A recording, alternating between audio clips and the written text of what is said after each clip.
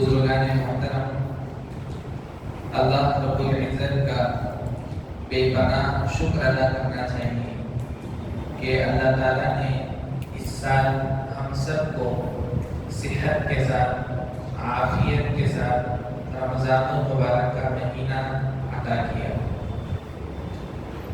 اس کے بعد میں آپ سب لوگوں کو رمضان المبارک کے موقع پر مبارکبادی پیش کرتا ہوں۔ آج ہم سب لوگ اس وقت جو جمع ہیں، جس مقصد اور جس مناسبت سے جمع ہیں، وہ بڑا عظیم مقصد۔ ابھی کچھ دیر پہلے ہم لوگ نماز میں قرآن کریم کو سن رہے تھے۔ اللہ تبارک و تعالیٰ کے سامنے ہاتھ باندھ کر کھڑے تھے، پورے سکون اور اطمینان کے ساتھ تراویح ہو رہی تھی اور قرآن کریم سن کر ہم لوگ الحمدللہ لطف اندوز ہو رہے تھے۔ ساتھ ہی ساتھ جو آیتیں تراویح میں پڑھی گئی ہیں، اس کو سمجھنے کے لیے جو ہم لوگ یہاں بیٹھے ہیں، جمع ہوئے ہیں، یہ اللہ تبارک و تعالیٰ کی بہت بڑی نعمت ہے۔ قرآن کریم جیسی مقدس، عظیم اور حکمت بھری کتاب کو تھوڑی دیر میں یا چند لمحات میں سمجھنا انسان کے بس کی بات نہیں۔ اللہ تبارک و تعالیٰ نے خود اس کتاب کو پورے 23 سال میں نازل کیا۔ ضرورت کے حساب سے، تقاضے کے حساب سے، موقع کے حساب سے، حالات کے حساب سے اللہ تبارک و تعالیٰ نے قرآن کریم کو نازل کیا ہے۔ یہ اللہ کا احسان ہے کہ رمضان کی برکت سے ہم لوگ ایک اچھے خاصے قرآن کریم کی مقدار کو سمجھنے کی سعادت حاصل کر لیتے ہیں۔ آج سوا پارہ پڑھایا گیا ہے۔ آپ لوگ جانتے ہیں کہ قرآن کریم کی سب سے پہلی سورت سورہ فاتحہ۔ سورہ فاتحہ کے بے شمار فضیلتیں بیان کی گئی۔ میں دو چار فضیلتیں اس کی بول کر میں آگے بڑھ جاتا ہوں۔ مسلم شریف میں ایک روایت آئی ہے کہ حضرت جبرائیل علیہ السلام اللہ کے پیغمبر علیہ السلام کے ساتھ تشریف فرما بیٹھے ہوئے تھے۔ اچانک آسمان سے ایک آواز آئی۔ حضرت جبرائیل علیہ السلام نے سر اٹھایا اور اللہ کے پیغمبر صلی اللہ علیہ وسلم سے عرض کیا، یا رسول اللہ، آج آسمان میں ایک ایسا دروازہ کھلا ہے جو آج تک کبھی نہیں کھولا گیا، پہلی مرتبہ آج کھولا گیا۔ پھر وہاں سے ایک فرشتہ نازل ہوا، نبی کریم صلی اللہ علیہ وسلم کی خدمت میں حاضر ہوا اور عرض کرنے لگا، یا رسول اللہ، اللہ تبارک و تعالیٰ نے آپ کے لیے ایک ایسا نور بھیجا ہے جو آج سے پہلے کسی نبی کے لیے اللہ تبارک و تعالیٰ نے وہ نور نہیں دیا ہے۔ وہ دو چیزیں تھیں، ایک سورہ فاتحہ اور دوسرا سورہ بقرہ کی آخری آیت ہے، آمن الرسول بما انزل الیہ من ربہ والمؤمنون۔ یہ ساری آیتیں تھیں۔ اس کے بعد اس فرشتے نے ذکر کیا کہ ان آیتوں کے اندر اللہ تبارک و تعالیٰ نے دعائیں رکھی، جو بندہ ان دعاؤں کو پڑھتا ہے اللہ تبارک و تعالیٰ ضرور ان دعاؤں کو قبول فرماتے ہیں۔ دوسری فضیلت اس کی، حضرت مجاہد ایک بہت بڑے تابعی گزرے ہیں، بہت بڑے مفسر بھی ہیں، محدث بھی ہیں۔ انہوں نے لکھا ہے کہ شیطان کو 4 مرتبہ رونے پر مجبور ہونا پڑا۔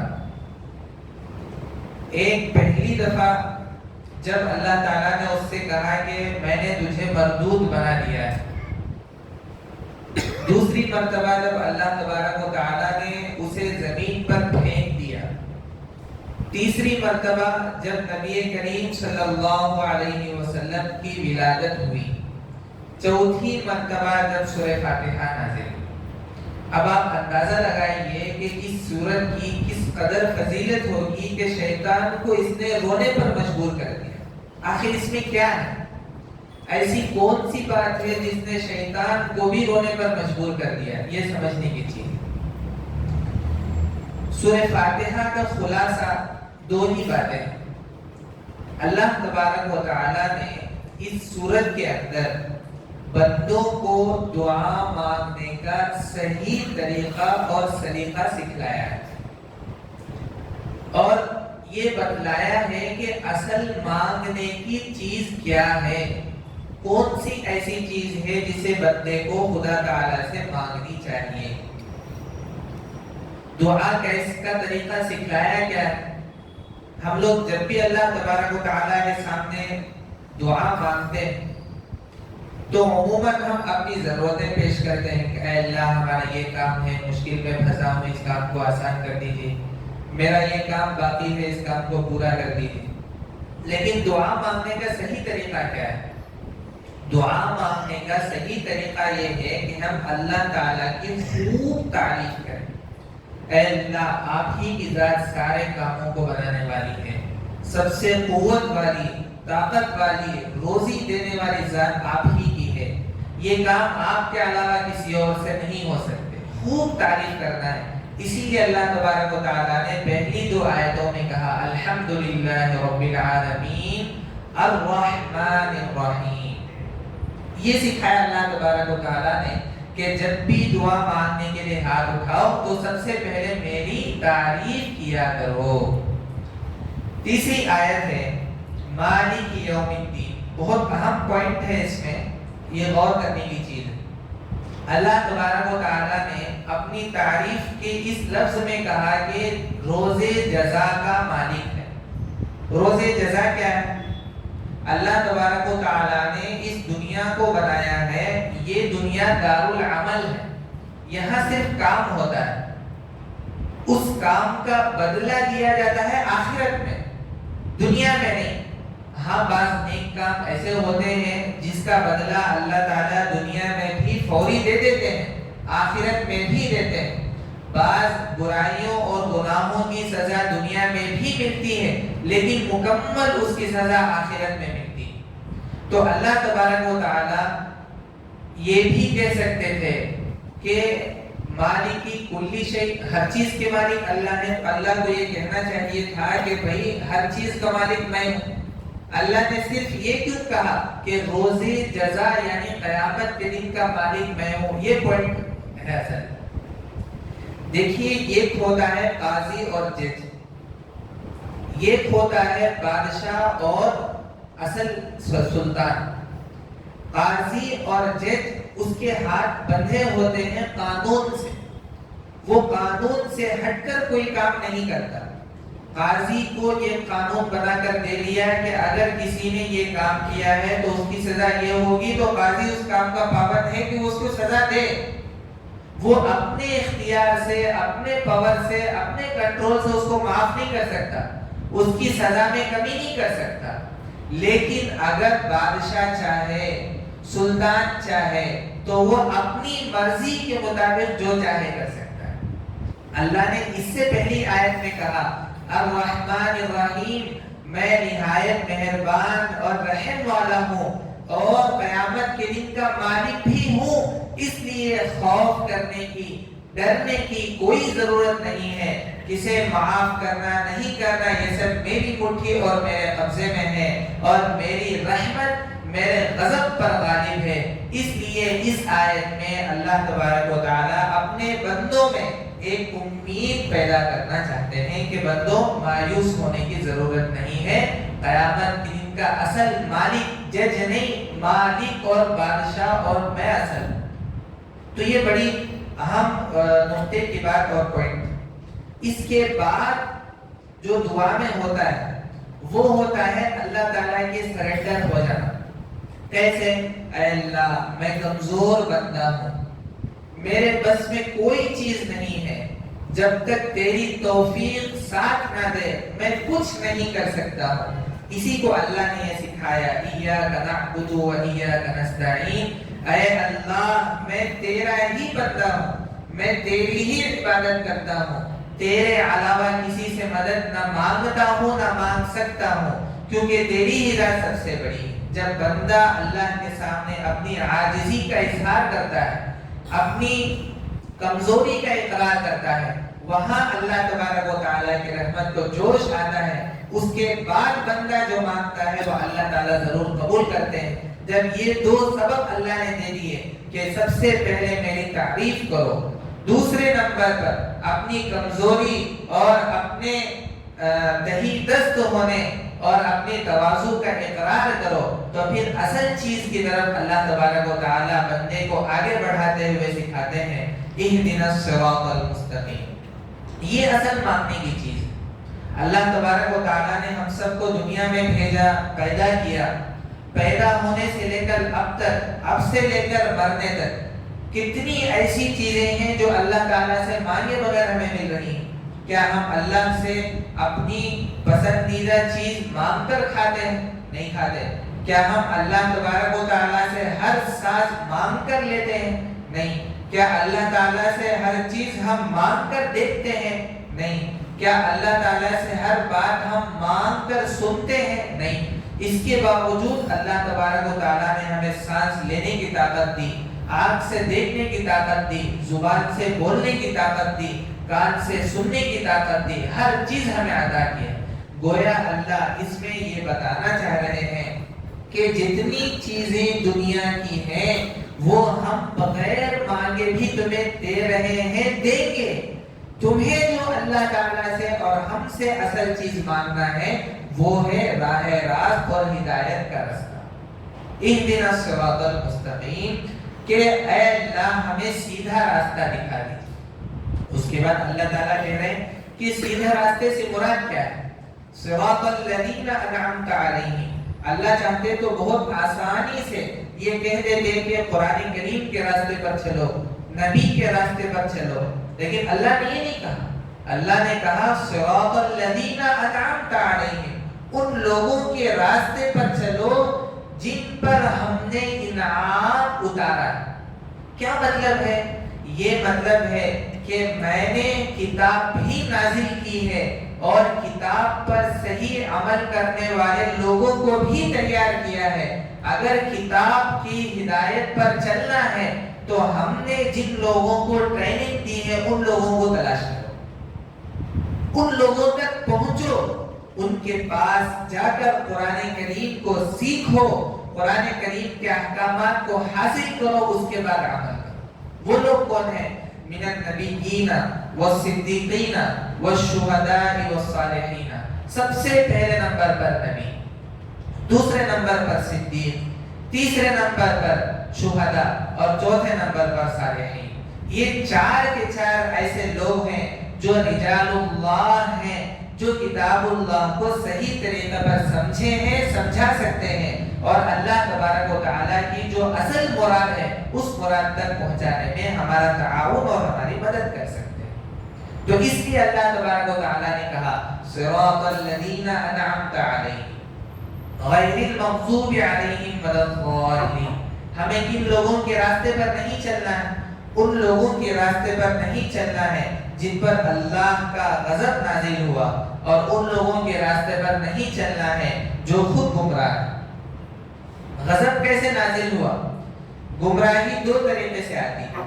ایک یہ ہے کہ اس نے اصل راستے کو، ہدایت کی طریقے کو تلاش ہی نہیں کیا، تلاش نہ کرنے کی وجہ سے گمراہ ہو گیا اور بھٹکتا رہ گیا۔ ایک یہ ہے کہ جس کو معلوم ہے کہ اصل راستہ کیا ہے، راہ ہدایت کیا ہے، لیکن ہٹ دھرمی اور ضد کی وجہ سے وہ اس راستے پر نہیں چلتا۔ تو اللہ تبارک و تعالی ہمیں ان دونوں قسم کے لوگوں میں شامل ہونے سے حفاظت فرمائے، ہم سب کو راہ راست پر چلنے کی توفیق عنایت فرمائے۔ اس کے بعد کی جو سورت ہے وہ سورہ بقرہ ہے۔ سورہ بقرہ قرآن کریم کی سب سے بڑی، سب سے لمبی سورت۔ نبی کریم صلی اللہ علیہ وسلم نے فرمایا سورہ بقرہ ایسی سورت ہے جس کا پڑھنا برکت کا باعث ہے، اور جس کا نہ پڑھنا حسرت کا باعث ہے۔ جو بندہ اس کو پڑھتا ہے اس کے لیے برکتوں کے دروازے کھلتے ہیں، جو بندہ اس کے پڑھنے سے دور رہتا ہے وہ برکتوں سے محروم رہتا ہے۔ بلکہ جو بندہ اس کو پابندی سے پڑھتا ہے اللہ تبارک و تعالیٰ اس کو سحر اور جادو کے نقصان سے بھی محفوظ رکھتے ہیں۔ یہ جو سورت ہے یہ بہت اہم ترین سورت ہے۔ اس سورت میں اللہ تبارک و تعالیٰ نے دین کے بہت اہم اور بنیادی احکام اور باتیں اس میں بیان کی۔ اللہ تبارک و تعالیٰ نے اس سورت کے شروعات میں ہی یہ کہہ دیا الف لام میم ذالک الکتاب لا ریب فیہ ھدی للمتقین۔ یہ ایسی کتاب ہے جس میں ذرا برابر بھی شک نہیں۔ وہ شک کیوں نہیں ہے، کیسے اس میں شک نہیں ہوتا، وہ انشاءاللہ جمعے کے دن بیان کریں گے۔ لیکن آج ہمیں اس میں جو ہے اصل چیز جو تفسیر سننا ہے وہ ہر تھوڑے تھوڑے آیتوں کی باتیں سمجھتے ہوئے چلنا ہے تاکہ اہم باتیں اور بنیادی مضامین ہم سے نہ چھوٹے۔ شروع میں اللہ تبارک و تعالیٰ نے مومنین کی اچھی صفات کو بیان کیا ہے۔ وہ صفات کیا ہے؟ الذین یؤمنون بالغیب، مومن وہ ہے جو بغیر کسی چیز کو دیکھے ہوئے اللہ کی ذات پر ایمان لاتا ہے۔ اس نے اللہ کو نہیں دیکھا پھر بھی اللہ کی ذات پر ایمان لاتا ہے۔ اس نے جنت کو نہیں دیکھا پھر بھی جنت کے ہونے پر یقین رکھتا ہے اور ایمان لاتا ہے۔ اس نے جہنم اور دوزخ کو نہیں دیکھا لیکن اس کے باوجود اس پر ایمان لاتا ہے۔ اس کو نہیں معلوم کہ قیامت کے دن کب آئے گا لیکن اس کے باوجود بغیر دیکھے وہ صرف نبی کے کہنے پر، قرآن کے نازل ہونے پر وہ یقین کرتا ہے اور ایمان لاتا ہے کہ یہ ساری چیزیں ہوں گی اور یہ سب ہیں۔ اللہ تعالیٰ نے ایسے لوگوں کی اس میں تعریف کی۔ اس کے بعد منافقین کا تذکرہ ہے۔ یہ منافقین کون ہیں؟ یہ منافقین وہ لوگ ہیں جو اپنے آپ کو مسلمان ظاہر کر کر اندر کفر کو چھپا کر مسلمانوں کو اور اسلام کو نقصان پہنچانے کی کوشش کرتے ہوئے آئے۔ اللہ تبارک و تعالیٰ نے ان کی برائی اور مذمت بیان کی ہے۔ ان کا انجام کیا ہوگا؟ وہ بہت ہی بدترین انجام ہے۔ اللہ تعالیٰ ہم سب کو اس سے حفاظت فرمائے۔ آگے بڑھتے ہوئے اللہ تبارک و تعالیٰ نے اس میں حضرت آدم علیہ السلام کی پیدائش اور ان کو زمین میں بھیجنے کا تذکرہ کیا ہے۔ جب اللہ تعالیٰ نے حضرت آدم علیہ السلام کو پیدا کرنے کا ارادہ کیا تو فرشتوں کے سامنے اس کا تذکرہ کیا۔ فرشتے جو ہیں وہ اللہ تعالیٰ کی نوری مخلوق ہیں۔ ان کے اندر صرف اور صرف اچھائی کا مادہ اور ان کی فطرت ہے، ان کے اندر برائی کی طرف میلان نہیں۔ جب اللہ تعالیٰ نے ایسی مخلوق کو پیدا کرنے کا ارادہ کیا جو اچھائی کو بھی کر سکتی ہے، برائی کو بھی کر سکتی ہے، جو یہ سمجھ سکتی ہے، یہ سمجھ رکھتی ہے کہ یہ چیز اچھی ہے اور یہ چیز بری ہے، تو فرشتوں نے کہا کہ اے اللہ ہم لوگ آپ کی عبادت کے لیے کافی ہیں، ہم لوگ رات دن صبح شام ہمہ وقت آپ کی عبادت میں مصروف ہیں۔ تو اللہ تبارک و تعالیٰ نے کہا کہ میں غیب کی باتوں کو جاننے والا ہوں، تم لوگ نہیں جانتے۔ میں ایک حکمت اور مصلحت کے پیش نظر انسان کو اس دنیا میں بھیجنا چاہتا ہوں۔ تو اللہ تبارک و تعالیٰ نے حضرت آدم علیہ السلام کو پیدا کیا۔ اس کے بعد حضرت کا ایک لمبا واقعہ، ہمیں واقعات نہیں لینا ہے۔ اس میں آگے بڑھتے ہوئے ایک چیز جو بتلانا ہے وہ یہ ہے کہ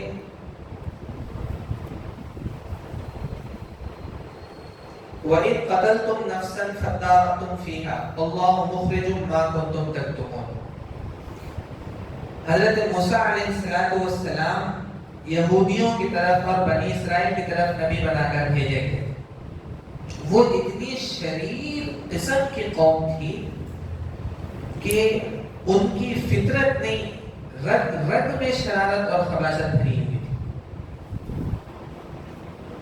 ایسا ہوا ایک مرتبہ کہ ایک آدمی نے دوسرے آدمی کو قتل کر دیا اور آدمی مر گیا۔ قتل کرنے والا کون معلوم نہیں تھا۔ اب سب لوگ پریشان ہوئے کہ بھئی قاتل کون ہے. اللہ تعالیٰ نے تو حضرت موسیٰ علیہ السلام کو وحی کے ذریعے معلوم کرا دیا کہ قاتل کون ہے، لیکن اس قدر شریر قوم تھی کہ یہ اللہ سے کیے ہوئے ہر وعدے کے خلاف ورزی ڈٹ کر کرتے تھے. اللہ سے وعدہ بھی کرتے پھر فوراً وعدے سے مکر جاتے. بلکہ ایک مرتبہ تو اللہ تبارک و تعالیٰ نے ایک قوم سے جنگ کرنے کا حکم دیا تو ان لوگوں نے کہہ دیا حضرت موسیٰ علیہ السلام سے کہ تم اور تمہارا خدا جاؤ جا کر لڑو، ہم بیٹھ کر یہاں تماشا دیکھیں. اس قدر دلیر جری اور شریف قسم کے قوم تھے. تو اللہ انہوں نے حضرت موسیٰ علیہ السلام سے کہا کہ آپ ہمیں قاتل کا پتہ دیجئے، آئیڈینٹیفائی کرائیے کہ میں قاتل کون ہے. اس وقت ان لوگوں کی قوم میں بعض لوگوں میں بچڑے کی اور گائے کی پوجا کی طرف لوگوں کی طبیعت مائل تھی. تو اللہ تبارک و تعالیٰ نے ایک حکمت کے پیش نظر ان لوگوں سے کہا کہ اگر تمہیں قاتل کا معلوم ہونا ہے تو پھر تم جو ہے ایک گائے کو ذبح کرو. وَإِذْ قَالَ مُوسَىٰ لِقَوْمِهِ إِنَّ اللَّهَ يَأْمُرُكُمْ أَن تَذْبَحُوا بَقَرَةً. اب اللہ نے گائے کا حکم دیا تو ان کو کیا کرنا چاہیے؟ فوراً ذبح کرنا چاہیے. انہوں نے کہا نہیں، گائے کا تو کون سی بھی گائے ذبح کر لینا، کیا کہیں سی رہنا ہو گئی، ہم نہ بولو. حضرت موسیٰ علیہ السلام نے اللہ سے بات کی تو اللہ تبارک و تعالیٰ نے کہا انہا بقرۃ لا فارض ولا بکر، نہ بہت زیادہ بوڑھی نہ بہت زیادہ چھوٹی، عوان بین ذالک، بیچ بیچ کی جوان گائے ہو. جب حضرت موسیٰ علیہ السلام نے ان سے کہا تو پھر انہوں نے سوال کیا کہ خالد کا بولے تو بس کیا رنگ کیسا ہونا کبھی بولے گا. تو حضرت موسیٰ علیہ السلام نے پھر سوال کیا تو اللہ نے کہا انہا بقرۃ صفراء فاقع لونها تسر الناظرین، ایک دم پیور اور یلو کلر ہونا، دیکھتے ہی سب کو پسند آ جانا، ایسی گائے ذبح کرو. تو پھر تلاش کرنے کے بعد میں پورے ان کے قوم میں ایک گائے ایسی تھی جسے مجبوراً ان لوگوں کو ذبح کرنا. اب قاتل کا طریقہ کیسا تھا؟ اس کو ذبح کرنے کے بعد اس کے گوشت کو جو قتل کیا گیا ہے مقتول اس کے جسم سے لگائیں تو وہ زندہ ہوگا، نام بتائے گا، پھر مر جائے. اب اللہ تعالیٰ کو یہ پروسیس کیوں اپنانا پڑا؟ آسان سی بات تھی کہ بھئی حضرت موسیٰ علیہ السلام بول دیتے کہ یہ قاتل. اس میں دو حکمتیں تھیں. ایک حکمت یہ تھی کہ اللہ تبارک و تعالیٰ کو ان بندوں کے اندر جو گائے کی پوجا کی طرف وہ لوگ مائل ہو رہے تھے اس سے دور رکھنا تھا، اس لیے اس گائے کو ذبح کرایا. اگر عام حالات میں اس کو ذبح کرنے کے لیے بولتے تو یہ اسے کبھی ذبح نہیں کرتے. دوسری حکمت یہ تھی کہ ان لوگوں کو قیامت کے دن دوبارہ زندہ ہونے پر یقین اور ایمان نہیں تھا. اللہ تعالیٰ کو ایک ایگزامپل اور نمونہ پیش کرنا تھا کہ ہم کیسے مرنے کے بعد مردے کو دوبارہ زندہ کرتے ہیں. اس لیے اللہ تبارک و تعالیٰ قاتل کا نام معلوم کرنے کے لیے یہ پروسیس اپنا ہے. اس کے بعد آگے بڑھتے ہوئے آج پہلا دن ہے، زیادہ تھکان تو نہیں، سن سکتے نہیں؟ آپ لوگوں کی اجازت بہت ضروری ہے.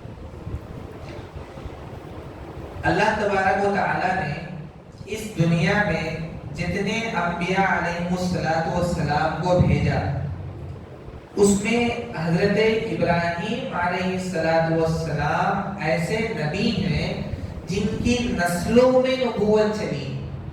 باپ بھی نبی، بیٹا بھی نبی، پوتا بھی نبی، پر پوتا بھی نبی، یعنی نبوت کا سلسلہ نیچے تک چلا ہے.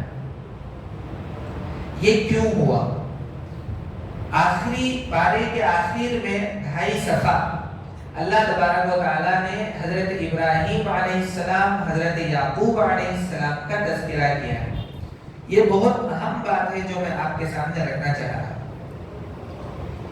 اللہ تبارک و تعالیٰ نے ابراہیم علیہ السلام سے جو نبوت کا سلسلہ شروع کیا ان کے نسل میں جو نبوت چلی وہ کیوں چلی، اس کے پیچھے کیا راز ہے، یہ جاننا ضروری ہے۔ آپ کو معلوم ہے کہ حضرت ابراہیم علیہ السلام اللہ تبارک و تعالیٰ کے وہ نبی ہیں جن پر بہت ساری آزمائشیں آئیں۔ جب انہوں نے اللہ کی دین کی طرف لوگوں کو بلانا شروع کیا تو آگ میں پھینک دیے گئے، پھر وہاں سے نکل کر جب ان کی شادی ہوئی، کافی سالوں بعد اولاد ہوئی، تو اللہ تبارک و تعالیٰ نے ان کو بیوی اور بچوں سے الگ رہنے کا حکم دیا اور ان کو ایسی جگہ چھوڑنے کا حکم دیا جہاں کوئی پوچھنے والا نہیں۔ بہرحال بہت سارے حالات سے گزرے،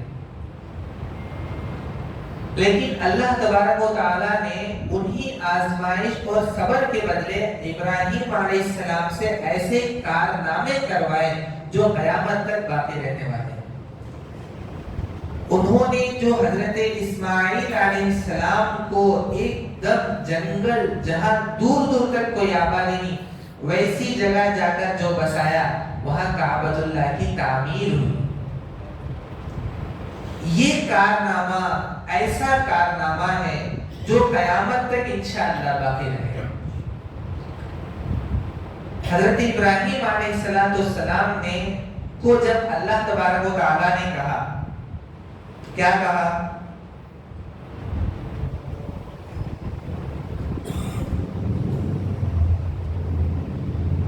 ہم تم کو لوگوں کے لیے امام بنانے والے ہیں، ہم تم کو لوگوں کے لیے مقتدی اور پیشوا بنانے والے ہیں۔ تو حضرت ابراہیم علیہ السلام نے صحیح موقع پا کر اللہ سے دعا کی کہ اے اللہ، صرف میں، میرے بچوں میں سے کوئی نہیں؟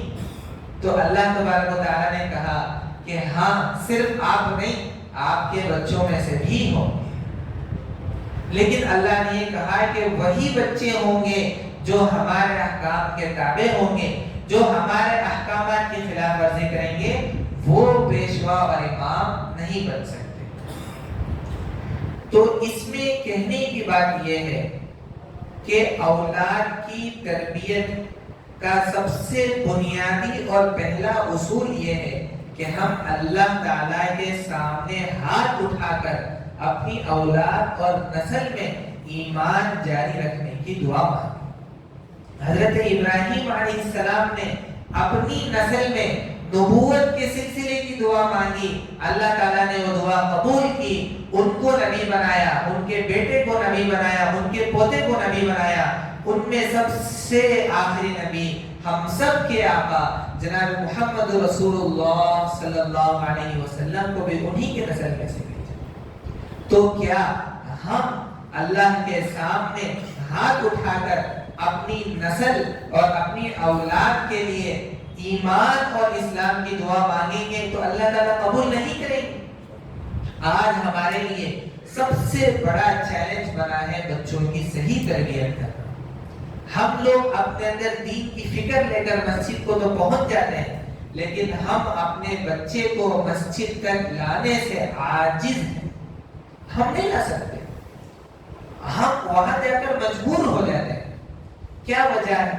سب سے بڑی وجہ یہ ہے کہ ہم جب بھی مسجد آتے ہیں تو اللہ کے سامنے اپنی تمام ضرورتوں میں سب سے پہلے اسے شامل کریں کہ اے اللہ، تو نے مجھے مسجد تک آنے کی توفیق اور سعادت تو دے دی، مگر میرے بچے کو میں نہیں لا سکا، اے اللہ اسے بھی تو مسجد تک آنے کی توفیق دے، اسے بھی ان نیک بندوں میں شامل کر۔ سب سے پہلا اصول ہے کہ ہم اپنے بچوں کے حق میں ان کے دین اور ایمان کے لیے دعا کریں، جیسا کہ ابراہیم علیہ السلام نے دعا کی۔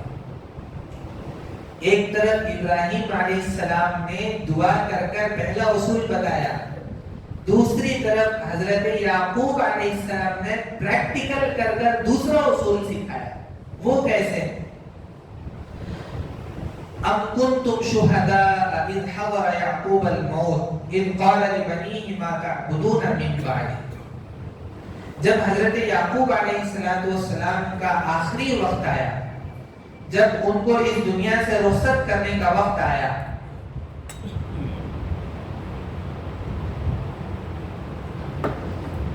اس وقت انہوں نے اپنے پورے بچوں کو جمع کیا، سب کو ایک ساتھ جمع کیا۔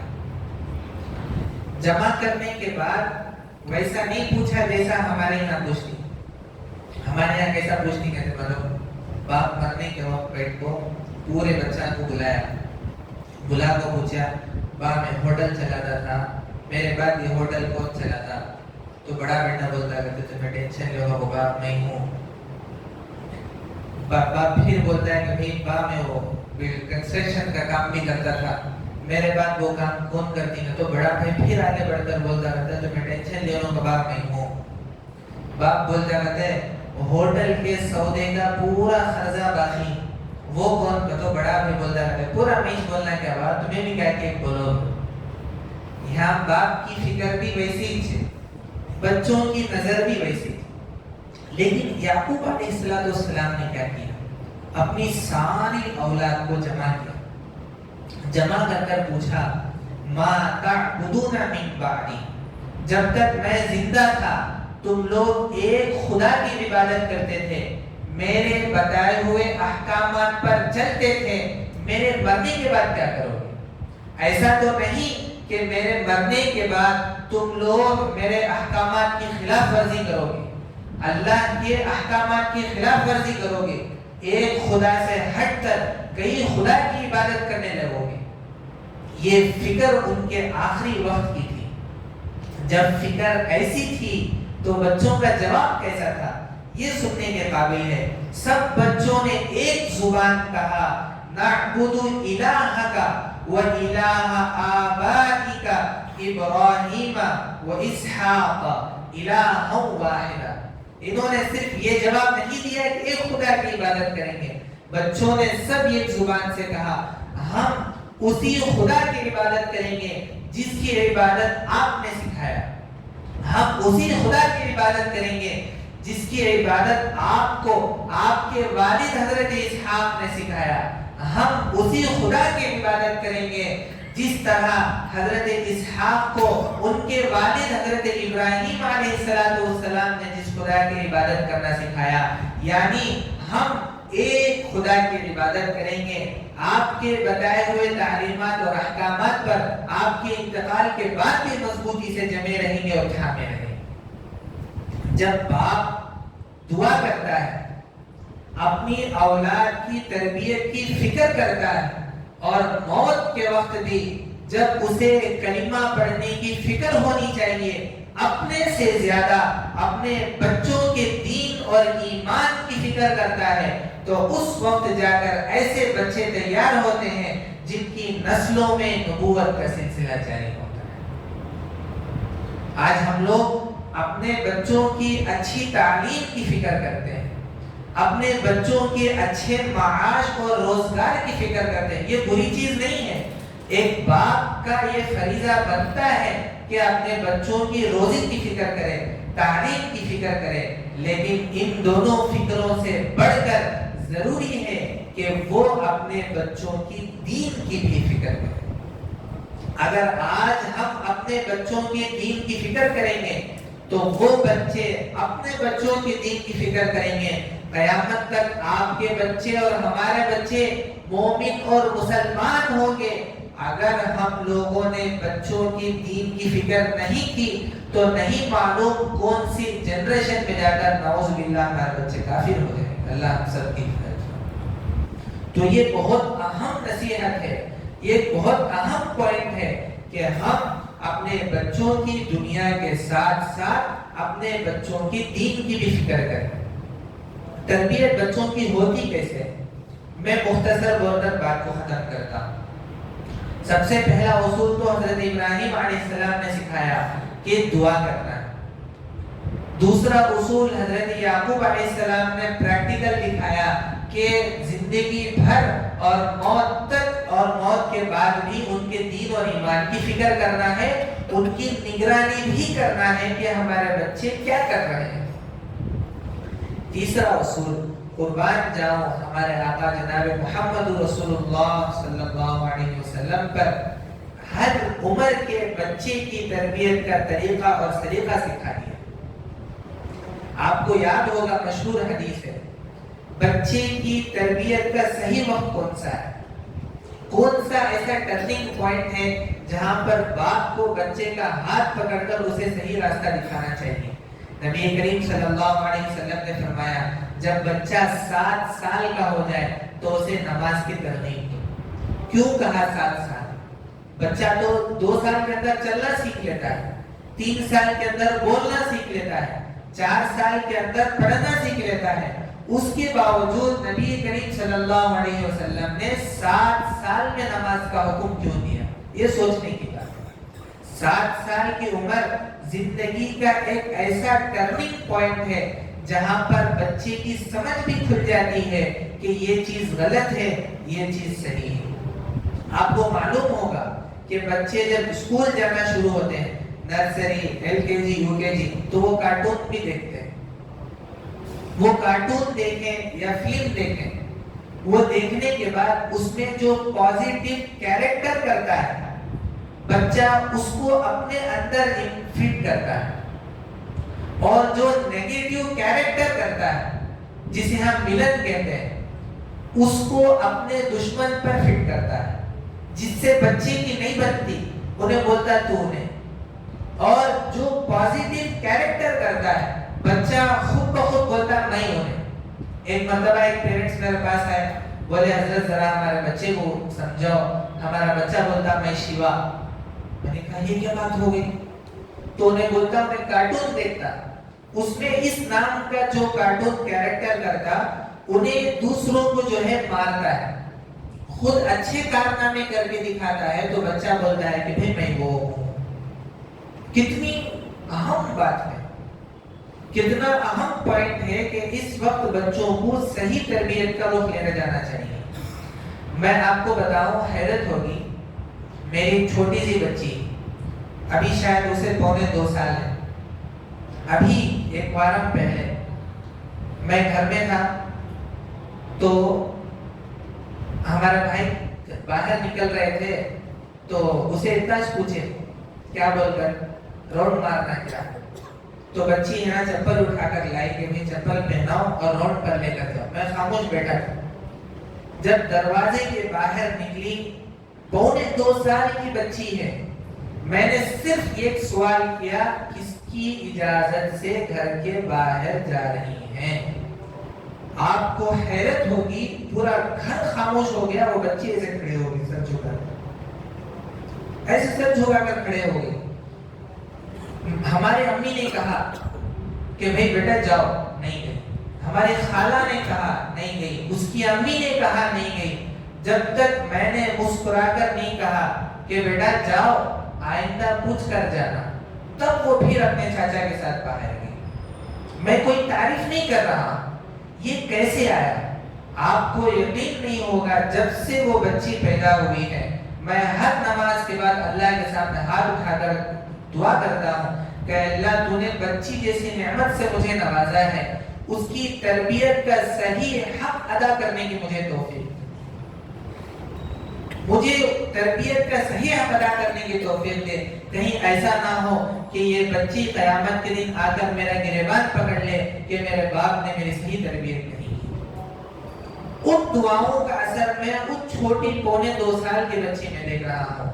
اگر ہم اپنے بچوں کے حق میں دعا کریں تو جن کو خود سے سمجھ اللہ نے دی ہے، کھولی ہے، تو کیا دیر ہے کہ وہ بچے آپ کے ہو جائیں اور مسجد آنے لگے اور دیندار ہو جائیں؟ یہ بہت اہم اور نقطے کی بات ہے۔ تو 6-7 سال نہیں، ہم اپنے بچوں کو صحیح ٹرننگ پوائنٹ اور صحیح روٹ پر لے کر آئیں۔ اس کے بعد اگر بچے غلطی کریں تو ان کو کیسے ہینڈل کرنا ہے؟